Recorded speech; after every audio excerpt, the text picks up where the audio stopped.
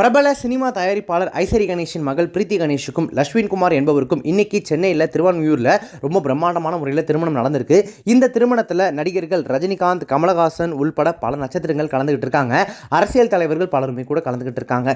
இந்த திருமணத்தில் கலந்துகிட்ட பல்வேறு பிரபலங்களுடைய போட்டோஸ் மற்றும் வீடியோஸ் இப்போ சோஷியல் மீடியாவில் வைரலாக போயிட்டு இருக்கு. அதில் மிகப்பெரிய பேசுபொருளாக மாறி இருக்கிறது நடிகர் ரவி மோகன், அதாவது நம்ம பழைய ஜெயம் ரவி இருக்கார் இல்லையா, அவருடைய போட்டோ தான். ஏன் அவர் இந்த திருமணத்துக்கு வந்தது மிகப்பெரிய பேசுபொருள் ஆயிருக்கு அப்படின்னு பார்த்தீங்கன்னா, அவர் தனியாக வந்திருந்தாருன்னா பிரபலங்கள் ஒருத்தரா போயிருப்பாரு. ஆனா அவர் கூட கூட்டிட்டு வந்திருந்தது பாடகி கெனிஷா பிரான்சிஸ் அப்படிங்கிறவங்க. நடிகர் ரவி மோகனுக்கு கடந்த 2009ஆம் ஆண்டு ஆர்த்தி அப்படின்றவங்களோட காதல் திருமணம் ஆனது. இந்த ஜோடிக்கு 2 ஆண் குழந்தைகளும் இருக்காங்க. சுமார் 15 ஆண்டுகள் ஒன்றாக வாழ்ந்த இந்த ஜோடி கடந்த ஆண்டு விவாகரத்து செய்தி பெரிய உள்ளதாக அறிவிச்சாங்க.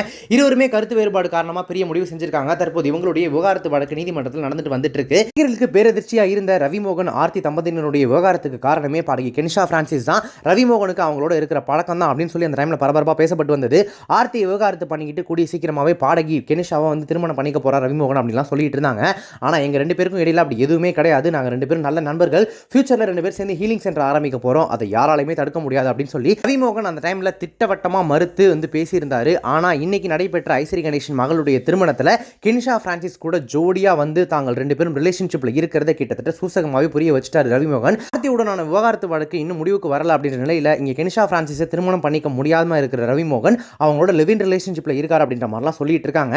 எப்படியோ ரவிமோகன் ஆர்த்தி விஷயத்துல இருந்து வெளியில வந்து கெனிஷா பிரான்சிஸ் கூட ரிலேஷன்ஷிப்ல இருக்காரு. சீக்கிரமாவே அவங்க 2வது திருமணம் பண்ணிப்பாரு விவகாரத்து வழக்கு முடிஞ்சோடனே அப்படின்னு தெரியுது. உடனான அந்த விவகாரத்துக்கு பிறகுதான் அந்த ரிலேஷன்ஷிப்குள்ள ரவிமோகன் வந்தாரா அல்லது இந்த ரிலேஷன்ஷிப் தான் அவங்க விவகாரத்துக்கே காரணமா அப்படின்னு சொல்லி இப்ப அந்த விஷயத்தை வந்து சோஷியல் மீடியால பயங்கரமா பல பேர் பலவிதமா பேசிட்டு இருக்காங்க.